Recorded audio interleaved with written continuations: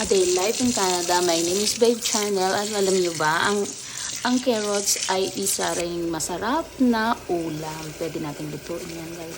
Ito yun, hinimay natin ng maliliit. Binabad muna natin sa asin bago hugasan. Tapos hihiwain siya natin ng maliliit at ating ibablanch siya ng pagkakulo. Alisin natin yung unang tubig para mas maganda at malinis. So, inalis na natin yan. Ito ay gagawin ulit natin, lalaga ulit natin siya para malambot.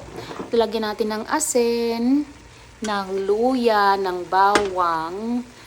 Siyempre, pagkatapos nun at malambot na siya, yan, gagawin na natin, lagyan natin ng coconut milk at nilahukan ko rin siya ng hipon, guys. Ang pagluluto ng hipon, hindi natin pwedeng i-overcook kasi didikit ang balat.